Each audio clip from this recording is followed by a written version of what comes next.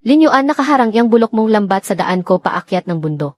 Gupitan mo ako agad ng daan dyan bilis. Para sa mga baboy ramo ang lambat na iyan. Kapag binuksan iyan at nakapasok ang mga baboy ramo, ikaw ba ang mananagot? Tinatakot mo ba ako sa baboy ramo? Ayaw mo talagang gupitin ha? Sige humanda ka sa akin bata ka.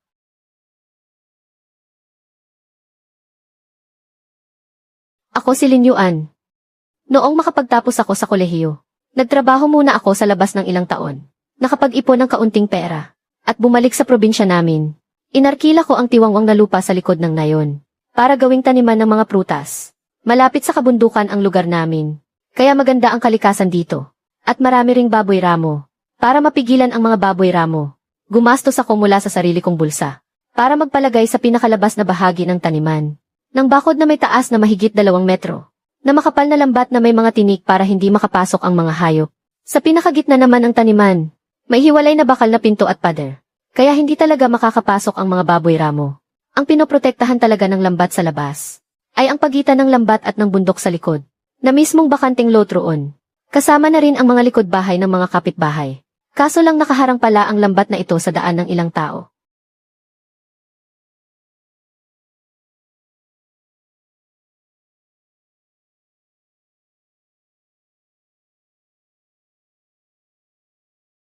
Sige Wang Dasyo gupitin mo pa.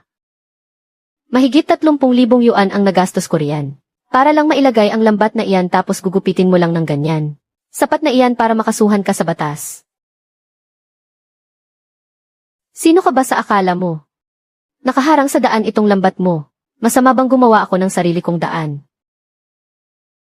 Nakarecord sa infrared camera ang lahat ng ginagawa mo. Sige gupitin mo pa. Itatawag ko na ito sa mga pulis ngayon din.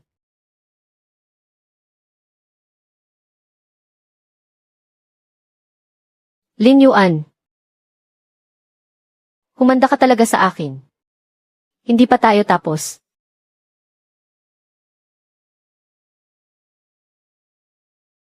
Sisiguraduhin kong dito sa nayon, ay hindi ka tatagal kahit isang araw.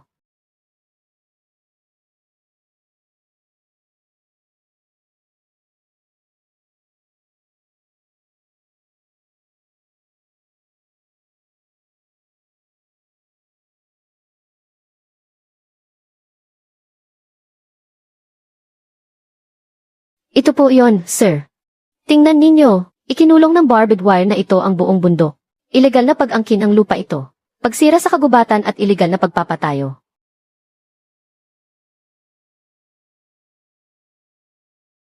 Linyuan, nakatanggap kami ng sumbong mula sa mamamayan gamit ang kanilang totoong pangalan. At binaripika namin ito, para maging tuwid ang takbo nitong bakod mo laban sa mga hayop. Maihaba itong humigit kumulang 30 metro, na lumampas sa hangganan ng kontrata mo, at sumakop sa bahagi ng pampublikong kagubatan. Ayon sa regulasyon, itinuturing itong isang iligal na istruktura. Ito ang abiso para sa pagbuwag nito sa loob ng takdang panahon. Binibigyan ka namin ng 3 araw, para kusa mong kalasin ang lumampas na bahagi ng barbed wire, at ibalik sa dati nitong anyo ang kagubatan.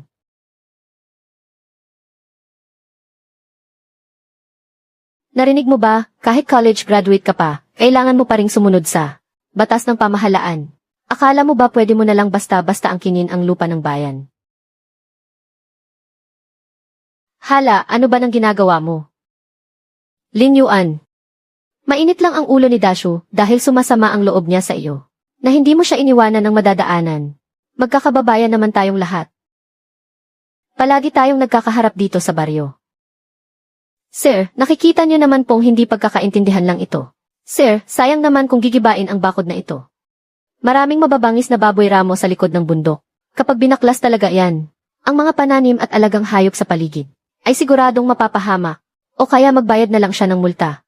At pabayaan na lang natin ang bakod na ito. Hindi pwede, kailangang gibain yan.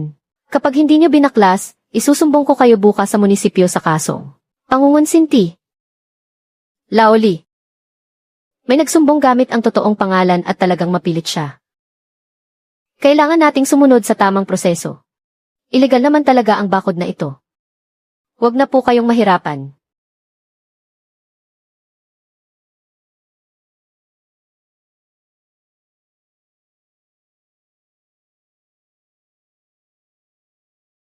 Lin Yuan, ikaw, Mang Li, kung sinabi nilang iligal ang pagpapatayo rito, ibig sabihin iligal nga ito. Ako si Lin Yuan ay isang mamamayang masunurin sa batas. Buong puso akong makikipagtulungan sa gobyerno. Hinding-hindi ako gagawa ng anumang labag sa batas. Salamat sa pakikipagtulungan. Sisi, buti naman at nakikinig ka palang bata ka. Binibigyan kita ng 3 araw kaya bilisan mo.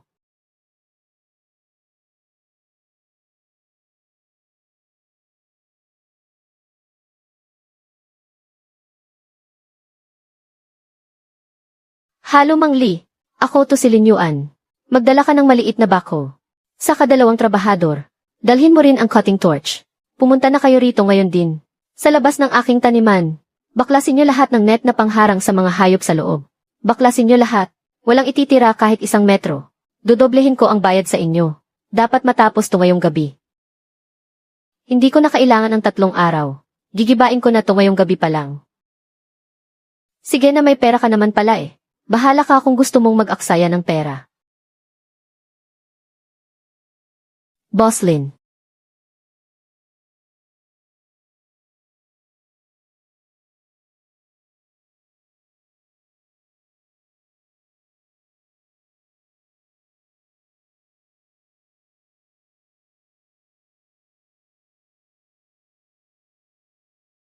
Nahukay na rin ang mga poste. Walang natira kahit isa.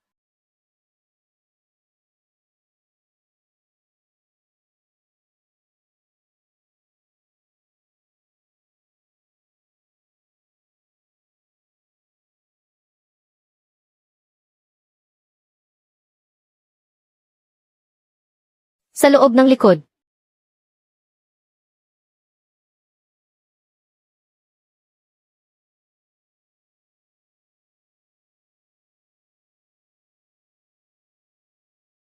Natarangkahan ay ang aking taniman. Sa labas naman ng gate ay ang likod bahay ni Wang Dashu. Ayon sa karanasan ng matatandang mga ngaso sa nayon, katatapos lang umulan nitong mga nakaraang araw. Kaya ito na ang oras na bumababa ang mga baboy ramo mula sa bundok para maghanap ng pagkain. Ito ang pinakamadalas na oras ng pagbaba nila.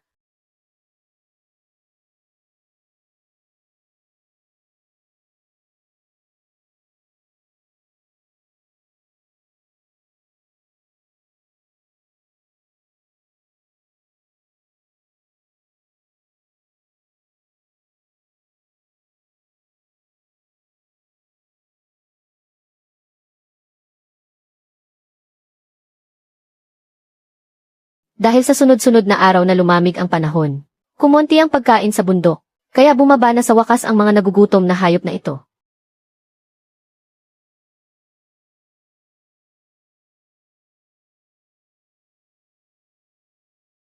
Andyan na sila.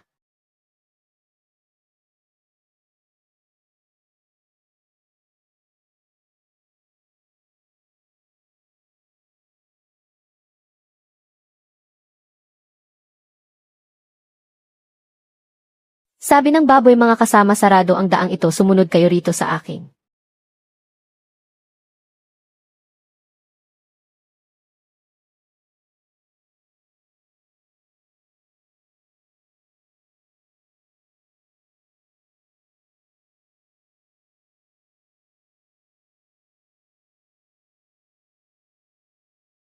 Para makatipid sa pagod si Wang Dashu, itinayo niya ang kulungan ng manok sa tabi ng taniman ng gulay. Hindi man lang ito nilagyan ng matibay na bubong.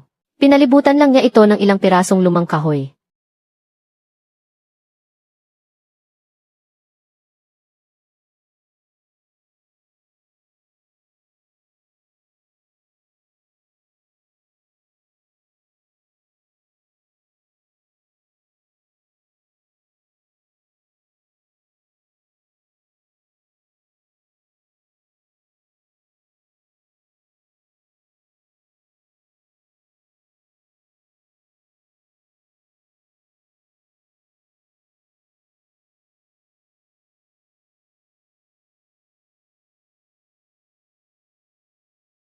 Anong nangyayari, saan galing ang mga hayop na iyan?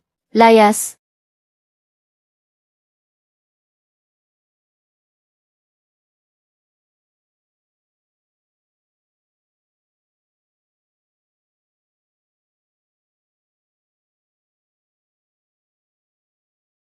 Dazhu, anong nangyari? May pumasok na baboy ramo sa bakuran.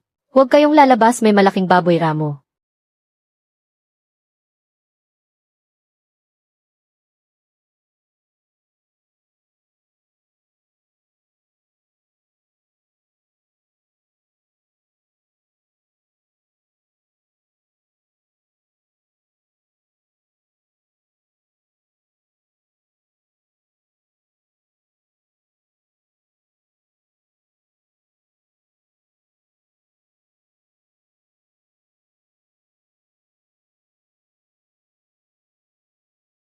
Ang eksena sa labas, kaysa sa nakita sa Kiki kagabi, mas matindi pa pala. Ang likod bahay ni Nawang Dazhu ay parang pinasabugan talaga. Ang kalahating taong taas na bakod na kawayan ay nagkapira-piraso na. Ang mga labanos at repolyo sa taniman ay nabunot mula sa ugat. Puno ng mga bakas ng paa sa putik at natuyong dugo. At ang pinakamalala ay ang kulungan ng manok.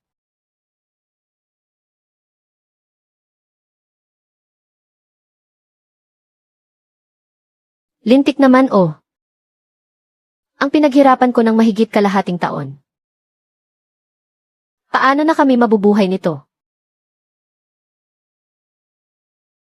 Bakit biglang bumaba sa bundok ang mga baboy ramo na yan? Hindi ba nahaharangan naman sila noon ng alambre ni Lin Yuan? Sa labas lang sila. Puntahan natin si Lin Yuan, sumunod kayo sa akin. Panagutin natin siya.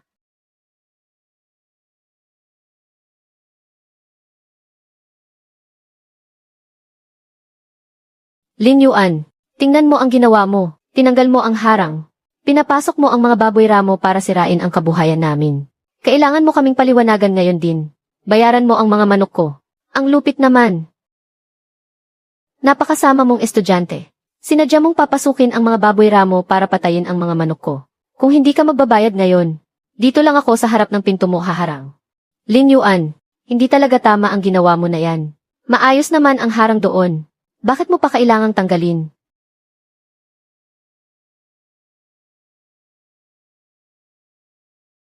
Bakit ka ba nagvi-video? Para may ebidensya at hindi nyo sabihing nandaraya ako. Sige, magbabayad ako. Kwentahin mo kung magkano lahat. 12 ng matatabang manok na ibebenta na sana. Hindi bababa sa 8,000. At ang mga gulay sa buong bakuran. Kasama pa ang pambayad sa pag-ayos ng bakod ng manukan. Kapag hindi ka naglabas ng 10,000 piso ngayon, hindi pa tayo tapos. 10,000 ka mo. O sige, sabihin mo sa akin. Ako ba ang nag-alaga sa mabangis na baboy ramo na iyan? Anong ibig mong sabihin? Ang mga baboy ramo ay protektadong hayop sa gubat. Bumabayan mula sa likod bundok at kinagat ang mga manok mo. Sinira pa ang mga pananim mo. Sakuna ang tawag dyan. Kung gusto mo ng bayad pinsala, pumunta ka sa opisina ng kagubatan sa bayan o magreklamo ka sa langit. Haharang-harang ka pa rito sa tapat ng taniman ko ng prutas. Para saan naman ang hinihingi mong pera? Huwag mo nga akong lokohin. Kung hindi ka nabaliw kagabi sa kalagitnaan ng gabi, at tinanggal ang bakod na lambat, makakapasok ba ang baboy ramo sa bakuran ko? Kasalanan mo to lahat. Bakit ko naman tinanggal ang bakod? Hindi mo ba talaga alam ang dahilan? Tingnan mo itong mabuti. May tatak ito. Nang malaking pulang tatak mula sa opisina ng kagubatan ng bayan. Base sa totoong sumbong ng isang mamamayan. Napatunayan na ang bakod na iyan ay labag sa batas ang pagkakagawa. At iniutos na tanggalin agad sa lalong madaling panahon. Mabuti akong mamamayan na sumusunod sa batas. Dahil sinabi nilang iligal iyon at dapat kong baklasin. Kaya magdamag ko itong tinanggal. Nakipagtulungan lang ako ng maayos sa mga otoridad. Anong masama roon? Dazhu naman eh. Ikaw pala ang nagsumbong para ipatanggal ang bakod na ito. Ako, nainis lang naman ako dahil sinasamantala niya ang pampublikong lupa. Pero hindi ko naman sinabing tanggalin niya ang lahat. Nagsumbong ka tungkol sa iligal na istruktura. At tumulong naman akong tanggalin ito. Tama naman ang ginawa ko at nararapat lang. Ngayong wala na ang bakod. Bumaba na tuloy ang mga baboy ramo. Ginusto mo iyan kaya panagutan mo. Tapos ngayon, ako pa ang sisingilin mo sa pinsala. Wang Dazhu, tingin mo ba tanga ang buong baryo? O akala mo bulag ang mga pulis? Ang tindi mo rin, Wang Dazhu. Kaya pala nagkagulo ng dahil sa walang kwenta mong sumbong. Yung mga kakatanim ko lang na pechay. Bayaran mo ang mga gulay ko. Wala ka lang kasing magawa sa buhay. Bakit mo pa kasi pinakialaman si Lin Yuan? Ngayon pati kami damay sa kamalasan mo. Hoy, ano bang ginagawa nyo? Tama na yan, tama na. Huwag na kayong magtalo.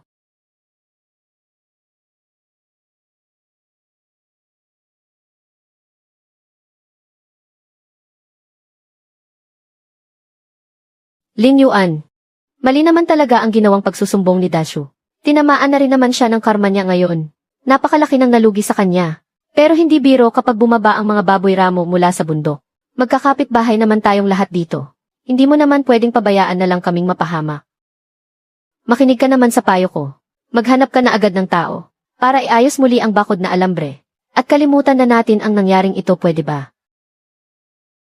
Tio Lee, hindi naman sa wala akong konsiderasyon. Malinaw na nakasulat sa papel na iligal na estruktura iyon. Kung ibabalik ko ang bakod ngayon, bukas na bukas din ay mumultahan na ako ng munisipyo. Ako si Lin Yuan, isang disenteng negosyante lang. Hindi ko gagawin ang bagay na alam kong labag sa batas. Hindi talaga pwedeng magtayo ng iligal na bakod. Patakaran lang naman iyan. Magagawa naman natin ang paraan yan. Pero hindi pwedeng baliin ang batas. Sa prutasan ko, may ilang libong kilo pa ng mga prutas na kailangang ipadala. Ngayon ay hinaharangan ninyo ang mismong gate ko. Naapektuhan na ng husto ang aking negosyo. Magbibilang ako hanggang 3. Kapag hindi pa kayo umalis dyan, isusumbong ko kayo sa pulis. Dahil sa panggugulo ninyo rito, makukulong ang dapat makulong. At mumultahan ang dapat mumultahan. 3.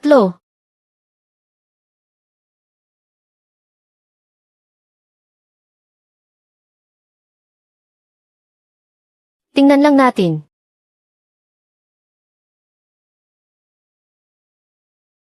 Pahihirapan sila nitong mga susunod na araw. Yung mga baboy ramo na yan. Kapag nakatikim na ng sarap, hindi na sila titigil. Sa susunod na 3 gabi, yung kawan ng baboy ramo sa likod ng bundok ay naging suki na sa bahay ni Wang Dashu. Ngayong wala ng lambat na pangharang. Hindi na kailangan pang lumiko ng mga baboy ramo. Araw-araw silang nagpapakita kapag madaling araw ng eksaktong oras. Layas-layas. Layas kayong mga hayop.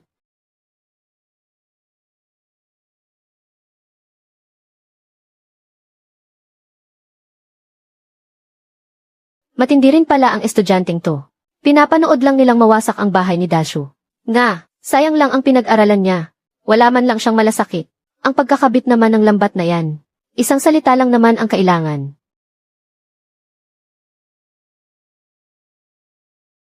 Dito sa probinsya, ang mga ganyang matatanda ay parang buhay na Diyos. Kahit ang kapitan ng barangay ay kailangang yumuko kapag nakikita siya. Halatang wala nang matakbuhan si Wang Dashu. Kaya naman inilabas niya ang malaking taong ito para ipitin ako. Lolo Santay, may kailangan po ba kayo? Lin Yuan, maagang namatay ang mga magulang mo. Ganyan ba nila itinuro sa iyo kung paano rumespeto sa kapwa? Halos maubos na nga ng mga baboy ramo ang pananim ni Dashu. Tapos nakatayo ka lang dyan at nanonood sa nangyayari. Ano ba talaga ang masamang balak mo? Magkakamag-anak naman tayong lahat dito sa nayon. Kailangan mo ba talagang maging ganyan kasama sa amin? Kapag ipinagpatuloy mo iyan, sa mga susunod na araw dito sa nayon, paniguradong pag-usapan ka at kamumuhian ng mga tao. Mag-ingat ka, baka mamatay kang walang pamilya at walang maiiwang lahi. Walang maiiwang lahi. Sa probinsya, iyan na ang pinakamasamang sumpa na maririnig mo. Tinatawag po kitang lolo dahil iginagalang ko ang katandaan mo. Pero kung pupunta ka rito para lang magwala at mag-iskandalo, kailangan nating magkausap ng maayos at makatwiran. Anong katwiran ang sinasabi mo? Ang batas ng nayon ang tanging katwiran dito. Mas matimbang ba ang batas ng nayon natin? O ang mismong batas ng ating pamahalaan? Ang kautusan ng pagpapasira na galing sa tanggapan ng kagubatan. Malinaw na nakasulat doon na bawal at iligal ang pagkakatayo niyan. Tapos ngayon, gusto ninyong ibalik ko ulit ang mga harang na lambat. Parang pinipilit ninyo na rin akong lumabag sa batas niyan. Kapag ginawa ko iyan, at bukas ay pumunta rito ang mga opisyal para multahan ako ng 50,000 yuan. Kayo ba ang magbabayad para sa akin? Huwag mo akong tinatakot gamit ang pamahalaan. Kahit ang batas ay may konsiderasyon pa rin para sa kapwa natin. Sige, kung konsiderasyon at pakikipagkapwa-tao ang gusto ninyong pag-usapan. Noong 5 ng nakaraang buwan, Lolo Santay, ang pinakamatandang apo ninyo nakapapasok pa lang sa high school, ay hating gabi na umakyat sa pader para pumasok sa taniman ko ng prutas. At pumitas doon ng mahigit 15 kilo ng mga mamahaling peras. Ang mga peras na iyon ay nakatakda ko sanang ipadala sa mga mamahaling supermarket sa lungsod, na ibinibenta ko ng 20 yuan bawat kalahating kilo. Kung susumahin ay abot iyon sa mahigit 600 yuan. Ayon sa batas tungkol sa kapayapaan at seguridad. Pagnanakaw ang tawag sa ginawa niya. Noong oras na iyon ako ay alang-alang sa pinagsamahan natin bilang magkakapitbahay. Hindi namin siya isinumbong para maaresto. Pero ngayon pupunta ka rito para makiusap sa akin. CJ, ganoon pala ah. Tatawag na ako sa presinto ngayon din. Para singilin ang mga utang na loob natin noong nakaraang buwan. Ikaw na walang hiyang bata ka. Ang lakas ng loob mo. Tingnan natin kung talagang mailakas ako ng loob. Kaya ko ngang magpagiba ng ilegal na estruktura.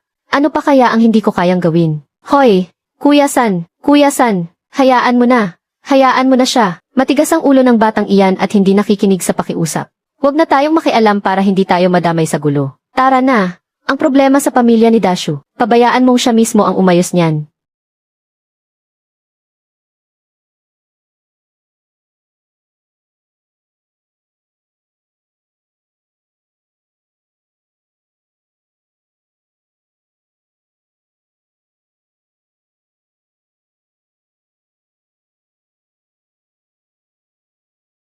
Bless you. Ah!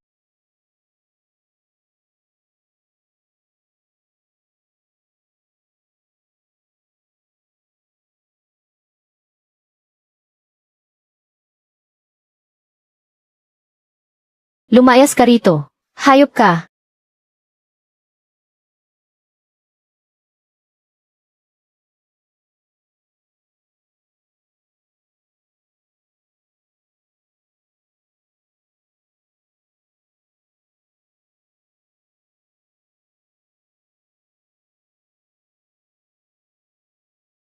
Wala na. Tapos na ang lahat.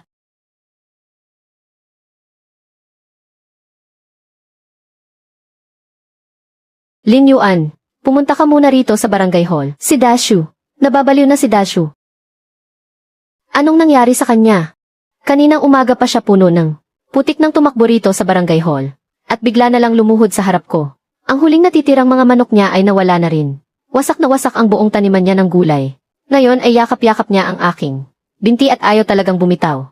Sinasabi niya na kapag hindi pa raw natin inilagay ang lambat, kakainin na siya ng mga mababangis na baboy ramo ngayong gabi. Sige po, Mang Lee, pupunta na ako riyan ngayon din.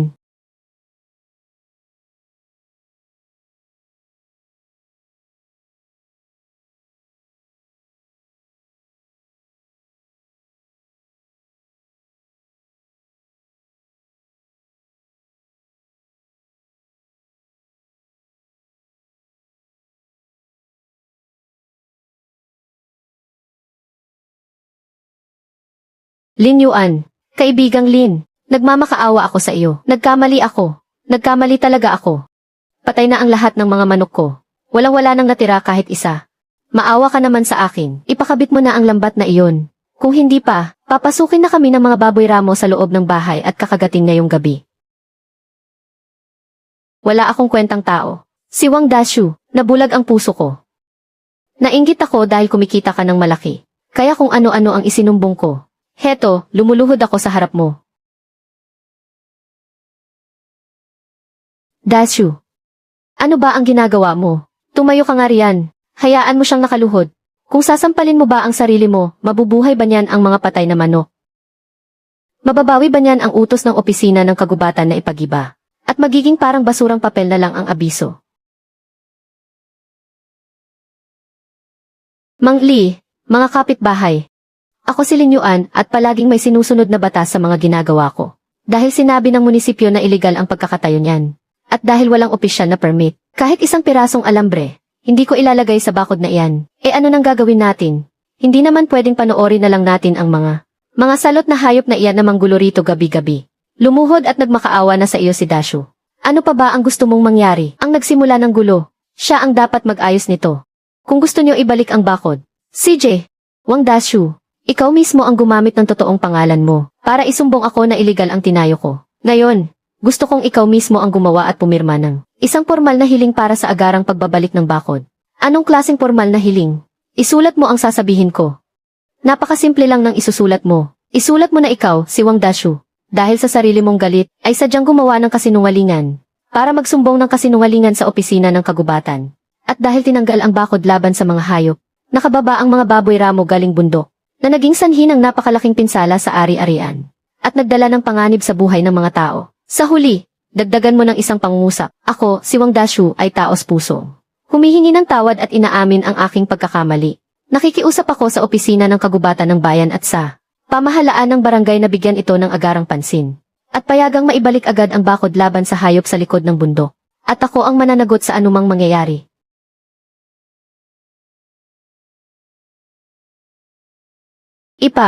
Ipapasulat mo talaga sa akin yan. Gusto mo ba akong mapahiya sa bayan? Siguradong malalaman ito ng buong baryo. Na akong si Wang Dashu ay isang walang hiya. Hindi ko isusulat yan. Ayoko nga. Sige kung ganyan ay mag-ingay na lang ulit tayo ngayong gabi.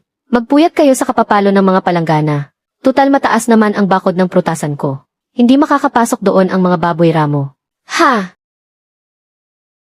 Wang Dashu, hayop ka talaga. Sa ganitong sitwasyon pa naman, iniisip mo pa rin yung makapal mong mukha. Nawala ang taniman ko ng gulay dahil sa iyo. Kapag hindi mo yan isinulat ngayon, makikipagpatayan talaga ako sa iyo. Tama. Dapat isulat mo yan. Kasalanan mo naman talaga ito. Bakit kailangan kami ang magdusa? Dashu, kapag hindi mo yan isinulat. Ngayong gabi ay itataboy namin ang lahat ng baboy ramo. Diretso sa mismong sala ng bahay mo.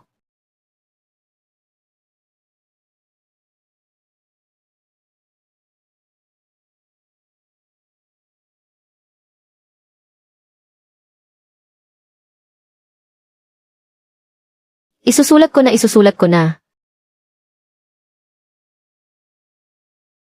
Hindi sapat na ikaw lang ang sumulat nito. Kailangang pumirma rin ang lahat ng apektadong taga-baryo. Dito sa mismong sulat ng petisyon.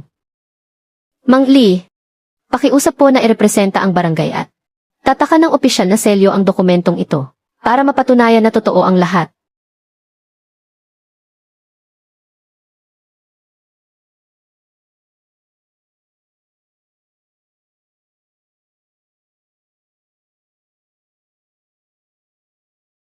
O heto, hawakan mo ang papel na ito.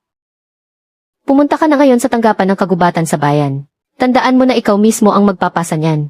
At ikaw mismo ang magbabasa niyan sa kanya.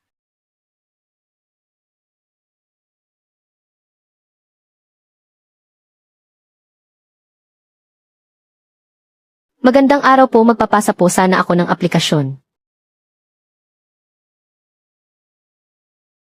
Wang Tianzu, ano na naman ang ginagawa mo rito? Noong isang araw lang ay nagreklamo ka tungkol sa mga iligal na istruktura. Agad naman nilang binakbak iyon magdamag. Naging maayos naman ang pagtutulungan ninyo. Ano na namang panggugulo ang gagawin mo ngayon? Opo, sir, nagkaroon lang po ng misunderstanding.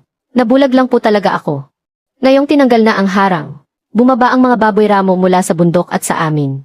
Pinagpapatay nilang lahat ang mga manok ko. Maawa naman po kayo. Pirmahan niyo naman po ang papel na ito. Para mabilis na maibalik ni Linyuan ang lambat. At may tayo po ulit ito. May mapapahamak na po rito. Kalokohan, ano bang tingin mo sa amin? Nag-report ka ng iligal na konstruksyon. Kaya pinuntahan at inaksyonan namin. Tapos ngayong namatay na ang mga manok mo. Gusto mo namang iutos naming ibalik ang iligal na harang na yan. Hindi ba si Dazu yan? Ano na namang gulo ang dinala niyan? Nabalitaan ko na nag-report siya ng kung ano-ano. Para ipatanggal ang lambat laban sa mga baboy ramo. Kaya ayon pinatay tuloy ang sarili niyang mga manok. Ngayon tumatakbo siya rito para magmakaawa sa gobyerno. Sir, alam ko na pong nagkamali ako talaga. Narito po ang sulat mula sa amin. Pati ang mga pirma ng lahat ng apektado sa nayon. At may selyo pa ng barangay hall. Kaya maawa na po kayo sa amin.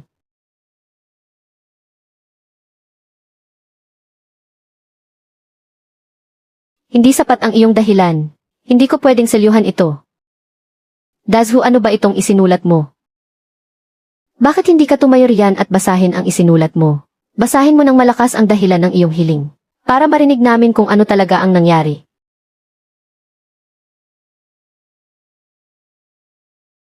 Pakisuri po ang aking pagkakamali. Sir, ito hindi na po ba kailangang basahin? Yung susunod.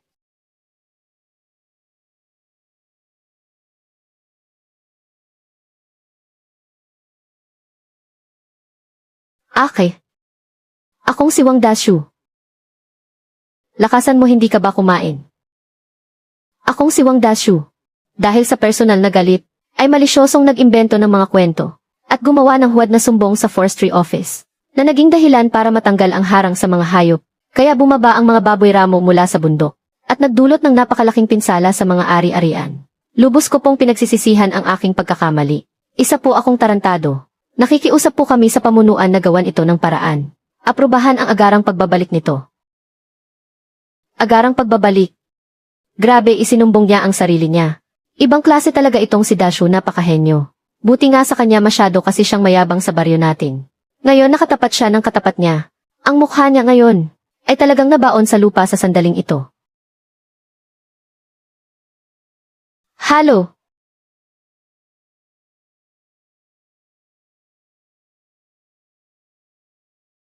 Hello, Linyuan ba ito? Ako si Xiao Liu mula sa forestry station ng bayan. Ganito kasi pumunta rito si Wang Dashu na taga-baryo ninyo dalaang. Petisyon na may pirma ng mga nasalantang taga-baryo. Pati na rin ang opisyal na selyo ng barangay. Para hilingin na maibalik agad ang iyong bakod laban sa mga hayop sa paligid ng iyong taniman ng prutas. Totoo ba ang balitang ito? Sir Liu, noong tinanggal po ang bakod, bumaba nga po ang mga mababangis na baboy ramo mula sa bundok. Pero ako si Linyuan ay laging sumusunod sa utos ng pamunuan. Sabi ninyong tanggalin, tinanggal ko. Walang reklamo. Tungkol naman sa pagbabalik nito, kung walang opisyal na dokumento mula sa inyo, kahit isang pirasong alambre ay hindi ko mapangahasang ikabit. Aba, talagang maasahan ka at disiplinado. Sige, naintindihan ko na ang sitwasyon. Dahil mukhang malaki nga ang banta ng mga baboy ramo sa kaligtasan at kabuhayan ng mga taga-baryo. Kakapirma lang ng aming hepe. Itinuturing itong pang-emerhensyang pasilidad, kaya maaari itong gawa ng espesyal na paraan. Pinapayagan kayong ibalik ang bakod sa dati nitong lugar. Tatakan ko na agad ang dokumento ngayon, at ipapauwi ko na kay Wang Dashu. Maraming salamat po sa pag-unawa, sir. Basta may maayos na papel, handa akong makipagtulungan.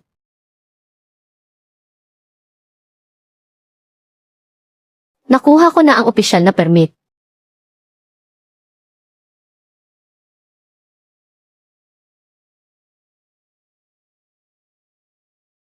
Linyuan, na aprubahan na. Pumayag na ang bayan. Tingnan mo ang pulang tatak. Dalian mo, maghanap ka na ng magkakabit ng bakod.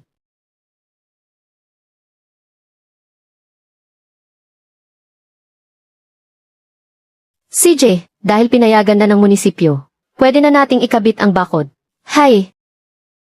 Salamat sa Diyos. Kaya tawagan mo na agad ang mga trabahador. Pwede ko silang tawagan. Pero wala akong pera. Ano-anong ibig mong sabihin? Kung ano ang sinabi ko, yun na yun. Noong ipinatayo ko ang bakod na yun, gumastos ako ng halos 20,000. Noong nakaraang araw lang nag-upa pa ako ng bako para baklasin yun magdamag. Kasama na ang bayad sa tao at mga gamit, gumastos ulit ako ng ilang libo. Ang pera ko, naubos na lahat sa taniman ng prutas. Ngayon wala na akong kahit isang duling. Ako na ang bahala sa load. May permit na rin naman tayo. Pero ang pambili ng mga gamit para sa alambreng bakod, at saka ang ibabayad sa mga gagawa. Ikaw na ang dapat magbayad nun. Anong kalokohan yan, taniman mo ng prutas yan ah?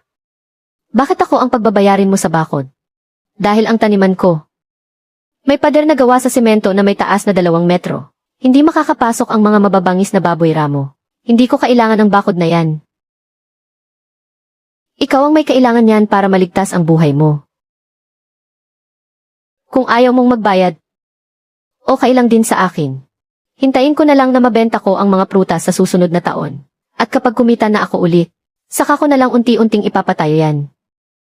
Kaya mamayang gabi bumalik ka na lang doon sa pangangalampag ng kaldero mo. Teka muna. Sige na, magbabayad na ako, Linyuan.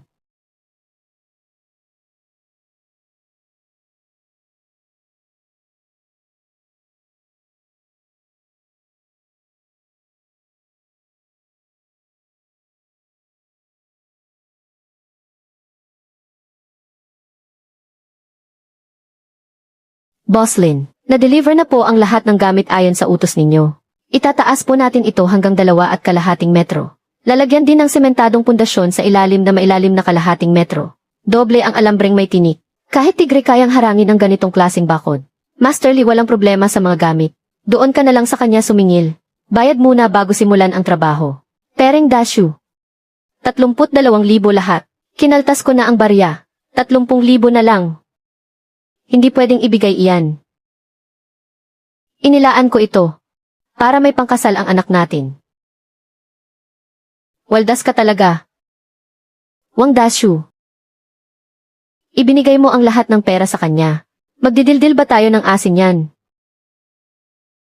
Waldas na babaeng ito. Manahimik ka nga. Tumahimik ka sabi. Kung hindi ka magbabayad para sa lambat, kakainin ka ng mga baboy ramo kapag pumasok sila sa bahay niyo mamayang gabi. Gagastusin mo ba iyan sa impyerno? Mangli, pakibilang 30,000 ito. Pakiusap, magsimula na kayong magtrabaho. Kailangang matapos ito bago dumilim. Mga pare, ibaba ang karga at simulan na natin. Boss, pakibaon ng mas malalim ang tubong ito. Tama. Ay, kuya, magpahinga ka muna at magsigarilyo. Ako na ang tutulong sa iyo na magbuhat nitong rolyo.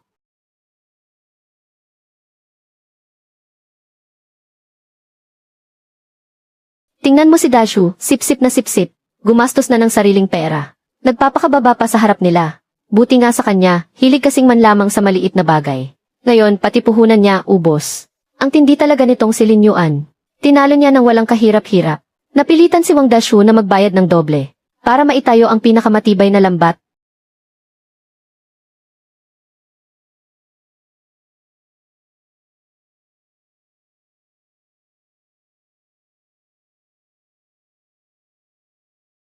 Lilin, kaibigan. Naging hangal lang ako noon. Kalimutan na natin ang nangyari. Sa susunod, kung may mabibigat na trabaho sa taniman mo, magsabi ka lang sa akin. Isang tawag mo lang, nandoon ako. Wang Dashu, ginawa mo ang lambat na ito para iligtas ang sarili mo. At nagmakaawa ka pa sa bayan para maaprubahan ito. Sarili mo ring pera ang ginastos mo. Kaya walang kinalaman sa akin ito. Naku naman, pare. Hindi naman ganyan dapat magsalita. Magkapit-bahay pa rin naman tayo sa mahabang panahon. Hindi ko tinanggap ang regalo mo. Wala rin akong nakuha kahit isang 5 sa iyo. Ang meron lang sa pagitan natin ay ang dokumento mula sa forestry station. Walang kahit anong pinagsamahan. Ayaw mo sa santong dasalan. Gusto mo sa santong paspasan, nagmamalinis ka pa. Ako ang nagbayad para sa lambat na ito. At gagawin ko kung ano ang gusto kong gawin dito.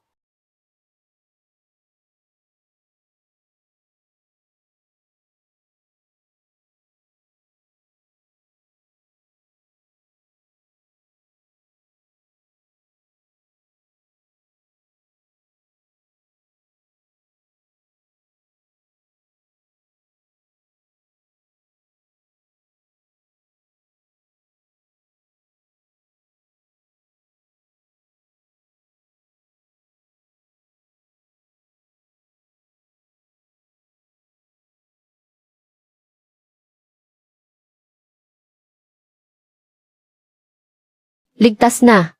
Sa wakas, hindi na kailangang kabahan araw-araw.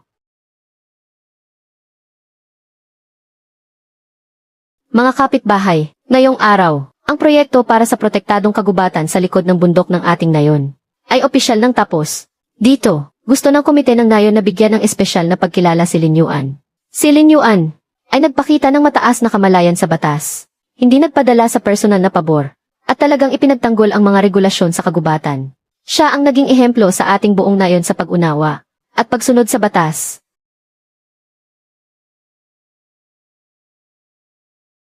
Lin Yuan, pasensya ka na at naging makitid ang isip ni Tian noon. Sumabay pa ako sa panggugulo ni Dashu. Mali ang naging hinala ko sa iyo. Kung hindi ka nanindigan at tumangging sumuko, at dinala ang usapin sa bayan, ang nayon natin ay hindi magkakaroon ng ganito kagandang libreng bakod. Ito nga pala ang munting regalo mula sa pamilya namin. Sana ay tanggapin mo. Tatanggapin ko ang mga ito. Kalimutan na natin ang mga nangyari noon. Pero kailangan ko pa ring sabihin ito ngayon. May sariling patakaran ang nayon. Pero mas mataas pa rin ang batas ng bansa kaysa sa batas ng nayon. Sa susunod, maging sa pagrenta ng lupa o sa paggamit ng kagubatan, dapat ay malinaw na nakasulat ang lahat sa papel. Matapos humupa ang gulo sa lambat at mga baboy ramo, naging mas tahimik ang buong nayon. Ang tingin ng mga tao sa kanya ay medyo nadagdagan ang takot at respeto nila. Sa ganitong probinsya na kung saan magkakakilala ang lahat, hindi sapat ang isang beses lang para makuha ang respeto at takot nila. Laging may mga taong gustong manlamang kahit konti lang, na hindi ko naman papatulan dahil nakapag-aral ako sa kolehiyo.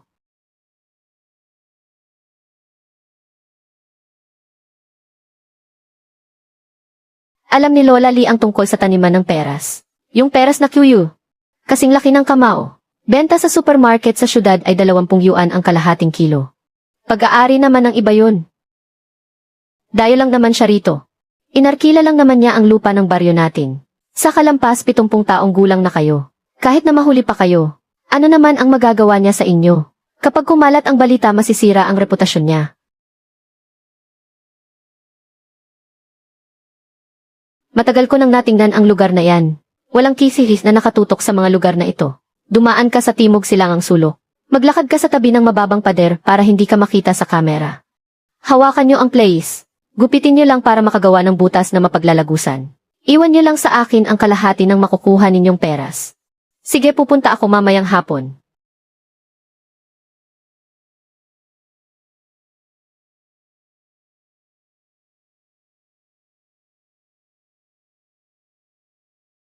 Sisiguraduhin kong walang kapayapaan sa taniman mo kahit isang araw lang.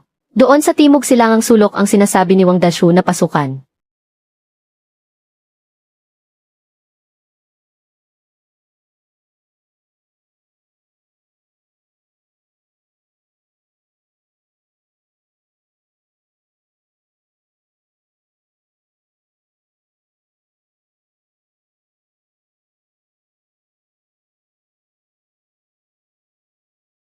Lola Lee.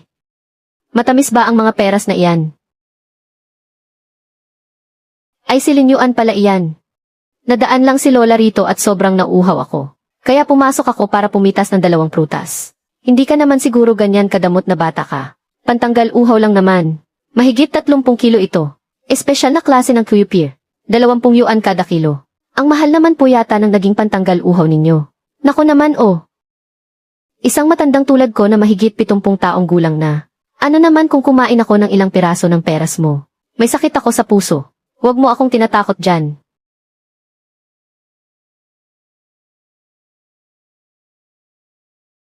Lola Lee, pagnanakaw po ang tawag dyan. Idagdag mo pa ang sadyang pagsira sa ari-arian ng iba. Tatawag ako ng pulis ngayon din. Hindi ko kasalanan si Wang Dashu ang nag-utos sa akin na pumunta rito. Pinatigil niya ako tanghaling tapat kanina. At sinabi niya sa akin kung nasaan ang mga bulag na spot ng ki. Binigyan pa nga niya ako ng 100 yuan. Sabi niya hati raw kami sa mga peras na mapipitas ko. Hello, presinto po ba ito? May nanggupit po ng protective net ng taniman ko ng prutas. Ninakawan po ako ng mga pananim na nagkakahalaga ng mahigit 600 yuan. Inamin na po ng salarin na may nag-utos at nang udyok lang sa kanya. Pakisama na rin po ang taong iyon sa kaso.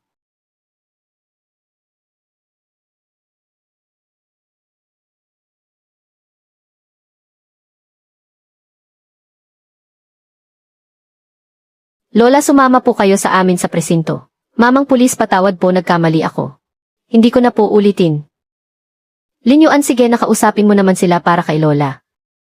Mamang pulis, ayoko pong makipag-ayos. Hiling ko po, naparusahan sila ayon sa batas.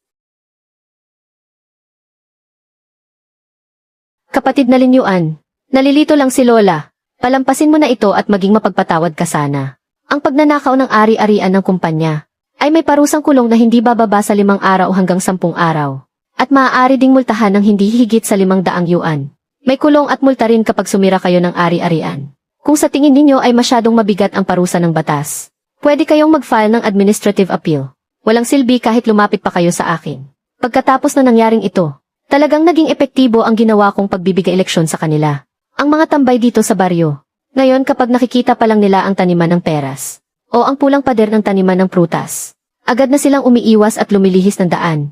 Kahit sulyap ay hindi na nila magawa, dahil wala na ang mga nakakasakit sa ulong pakikisama na iyan, at ang pangungupit ng mga taong gustong makalamang.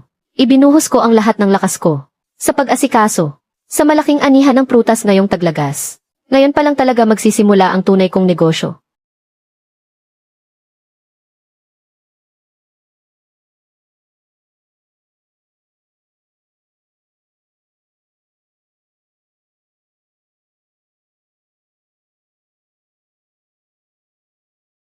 Kayo po ba si Boss Lin? Ako ang General Manager ng Luyuan Agricultural Innovation mula sa lungsod. Si Suking po. Magandang araw po, If Su. Tumawag po sa akin ang mayor kahapon. Sinabi niyang may malaking kumpanya mula sa lungsod. Napupunta rito para mag-inspeksyon.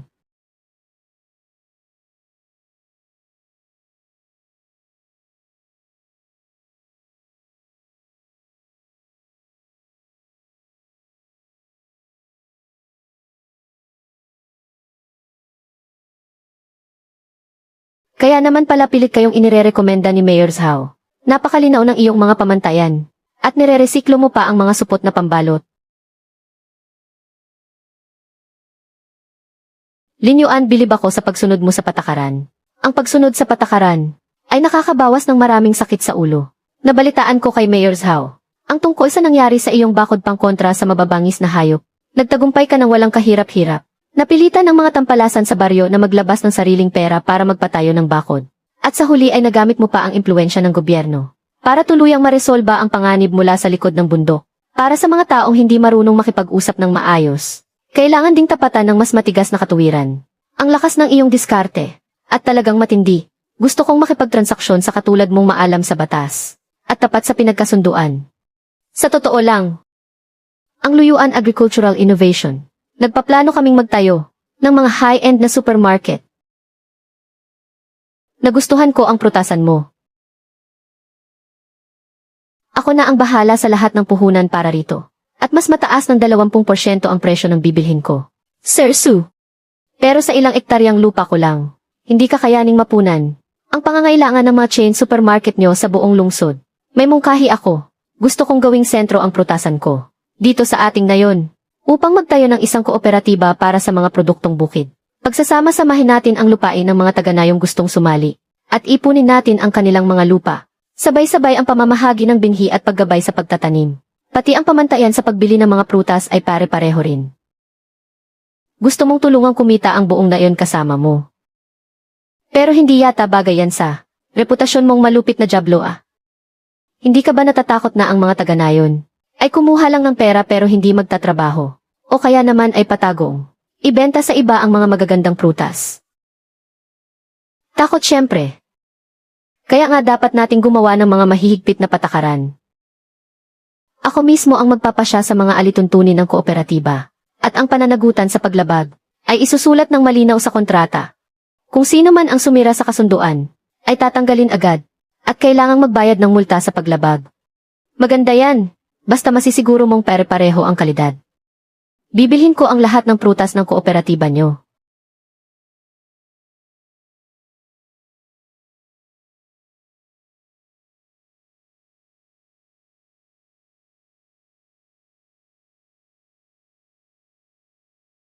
Mga kasama, lilinawin ko na ito ngayon pa lang. Kung gusto ninyong sumali, walang problema. Pero kailangang sundin ng mahigpit ang mga pamantayan ko. Ang sinumang lihim na gagamit ng nakalalasong pestisidyo. Kapag nahuli, kahit isang beses lang tatanggalin agad sa kooperatiba. At ang sinumang patagong magbebenta ng prutas sa mga biyahero ay pagbabayarin ng 3 beses na multa ayon sa kontrata. Naintindihan nyo ba ng malinaw? Ito ay isang legal na kontrata na nakasulat sa papel. At hindi lang basta usapang bibig.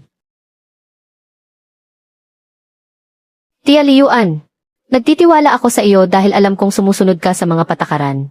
Kapag sumunod ako sa iyo sa trabaho, panatag ang aking loob.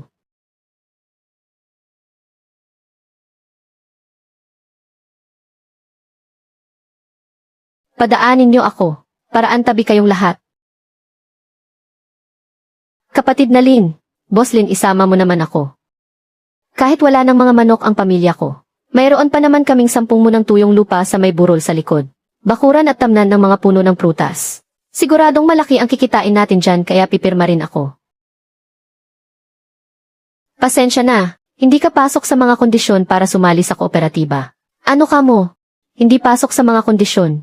May lupa naman ako ah. Handa rin naman akong magtanim ayon sa mga patakaran mo. Ang aming kooperatiba ay higit na nagpapahalaga sa katapatan at pagtupad sa kasunduan. Ikaw ang dasyo dahil sa sarili mong interes ay naghain ng malisyosong sumbong. Gumawa-gawa ka ng kwento. Sa nangyari sa lambat na pangharang sa mga hayop, wala kang ipinakitang kahit katiting na katapatan. Para sa akin, bagsak na bagsak ang record ng iyong kredibilidad. Ang isang taong hindi man lang iginagalang ang bansa, at walang pakialam sa batas, pati na rin ang pangunahing moralidad, ay binaliwala mo lang. Paano ako maniniwala na susunod ka sa mga patakaran at regulasyon ng kooperatiba? Di ba nakalipas na ang bagay na iyon? Nagbayad naman ako para sa pagpapatayo ng lambat Bakit nagtatanim ka pa rin ng galit sa akin? Hindi ito pagtatanim ng galit.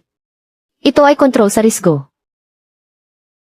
Sa listahan ng mga miyembro ng kooperatiba, kailanman ay hindi mapapasama ang pangalan mo. Nandoon ang pinto, maaari ka nang umalis. Ayan ang napala mo sa paggawa ng masama noon. Ngayong aasenso na ang lahat. Wala ka nang mapapala rito. Mahusay ang ginawa mo, Lin Yuan. Kung ang tulad ni Wang Dazhu ay makakapasok sa kooperatiba, baka isang araw bigla na lang ipahamak tayong lahat.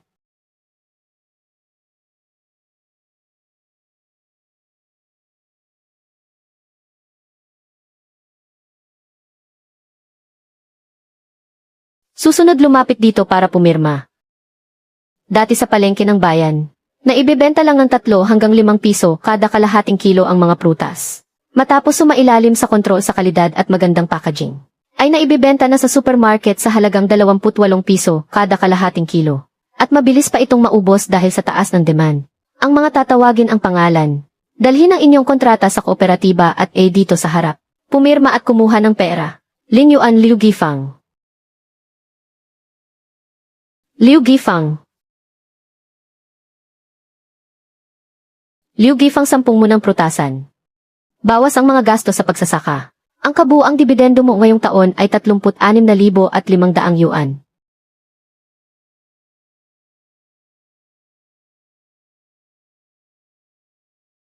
Salamat sa iyo, Lin Yuan. Maraming salamat. Kung hindi mo lang kami pinilit na magtanim ng mga puno ayon sa patakaran, hindi ako makakakita ng ganito karaming pera sa buong buhay ko. Sumusunod lang tayo sa kontrata sa pagbibigay ng pera. Ito po ay nararapat para sa inyo.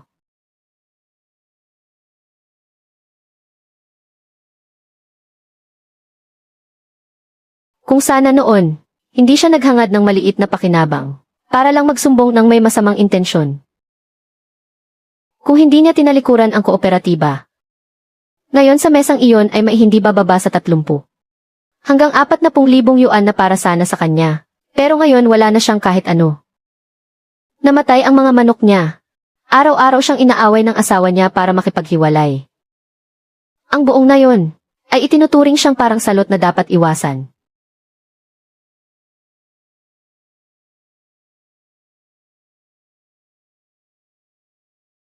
Magandang araw po sa inyo, Lin Yuan. Kami po ay mula sa lokal na istasyon ng telebisyon, ng programang Bagong Magsasaka at ang Batas. Nabalitaan po namin na ang kooperatiba sa inyong nayon ay hindi lang kumikita ng malaki, kundi napakatangi rin ang paraan ng inyong pamamahala. Maaari niyo po bang ibahagi sa ating mga manonood sa telebisyon ang inyong naging karanasan? Sa totoo lang, wala naman talagang espesyal na sikreto. 2 salita lang, patakaran. Sa tradisyonal na probinsya, sanay ang lahat sa pakikisama at pagpapahalaga sa reputasyon, at pagpapalampas na lang sa mga mali. Pero hindi pwede ang ganyan sa negosyo. Ang tagumpay ng kooperatiba namin ngayon ay dahil isinulat namin ang lahat ng pamantayan at responsibilidad, pati na rin ang mga parusa, sa loob ng kontratang may bisa sa batas. Walang pinapaborang kamag-anak o kalahi. Profesionalismo at kasunduan lang ang pinapairal.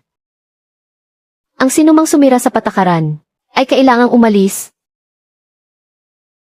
Ang pagsunod sa batas ang siyang tunay na nagpoprotekta sa interes ng lahat. Ang pinakamatibay nating proteksyon. Mang Li, nagbago na ang panahon. Ang estudyanteng galing sa kolehiyo sa inyong nayon ay binura na ang mga lumang gawin ninyo na tumagal ng ilang dekada at nagsimula ng bagong kabanata. Tama, hindi na ubra ang lumang pamamaraan ngayon. Ang pagsunod sa patakaran ang magbibigay ng magandang buhay sa ating nayon. Ang aking taniman ng prutas at kooperatiba ay kinilala bilang warang modelo ng agrikultura sa buong probinsya na sumusunod sa batas, na proyekto, at nakakuha ng 500,000 na pondo para sa tulong sa agrikultura. Talagang umaasenso na tayo. At mas lumawak pa ang ating oportunidad. 8. Lin Yuan, kailangang ialay ni Tito ang tagay na ito para sa iyo. Kung hindi dahil sa pagharap mo sa matinding presyon noon. Para gumawa ng patakaran, paano mararanasan ng nayon natin ang ganitong kasaganaan? At ang magandang buhay kung saan naghahati-hati tayo sa malaking kita. Ubusin ko ito, ikaw na ang bahala kung gaano karami ang iinumin mo. Tama, para kay Boss Lin.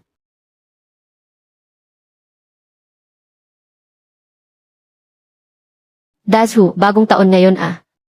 Saan ka pupunta? Pupunta ako sa Timog para magtrabaho sa pabrika ng electronics. Bakit pati lupa ayaw na nila? Binenta na.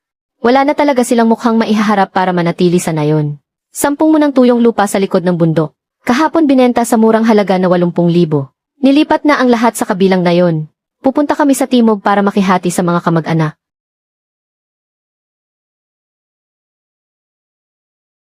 Kung alam lang sana nahahantong sa ganito.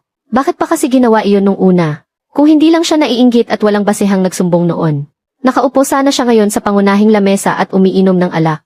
At siguradong may parte siya sa mga dibidendo kahit paano. Ito ang tinatawag na sariling gawa kaya sariling dusa.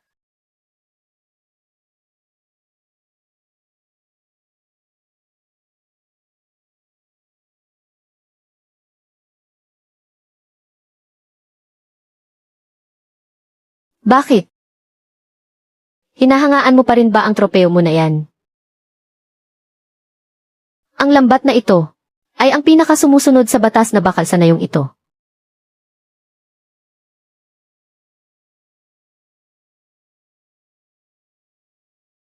Tingnan mo ang lungsod na ito. Sa tagsibol sa susunod na taon, magdarao sila ng isa, mataas na antas ng panlalawigang eksibisyon ng agrikultura. Tinulungan ko ang ating kooperatiba para makakuha ng isa, pinakasentrong pwesto sa eksibisyon, ang ating kooperatiba manager Su. Seryosong-seryoso ka talaga sa papel mo ah. Nag-invest naman talaga ako ng totoong pera doon.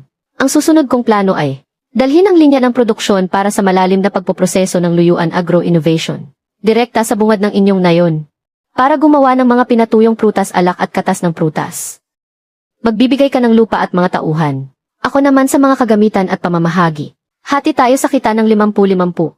Lalaban ka ba o hindi?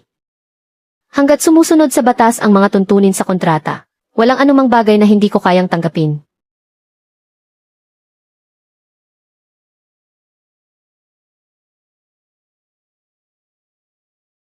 Lin Yuan.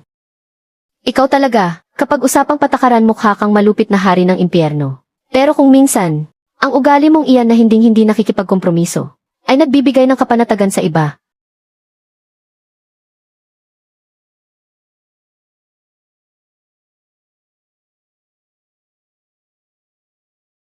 Boss Lin Manager Su. Malakas ang hangin dito sa taas. Mag-ingat ka baka lamigin ka hahaha. Naalala ko noong kalahating taon ang nakalipas. Noong magdamag akong umupa ng excavator. Upang gibain ang lambat na pangharang sa mga hayop noong gabing iyon. Noong mga panahong iyon inisip ng buong nayon na nababaliw na ako. Tingin nila sa akin ay walang puso at masyadong makasarili. Pero ngayon, habang nakatanaw sa pag-asang nakalatag sa buong kabundukan, habang nakatingin sa ibaba ng bundok, sa mga taganayong sumunod sa patakaran, kaya naman gumaan at umayos ang pamumuhay nila ngayon. Habang nakatingin sa aking mahal na nakatayo sa aking tabi. Pakiramdam ko ay payapa na ang aking puso. Ang kabaitang walang sinusunod na patakaran, ay magsisilang lamang ng mga ulol na asong tulad ni Wang Dashu. Ngunit ang paninindigang may matalim na hangganan, ang tanging makakapagpanatili ng tunay na kapayapaan sa mundong ito.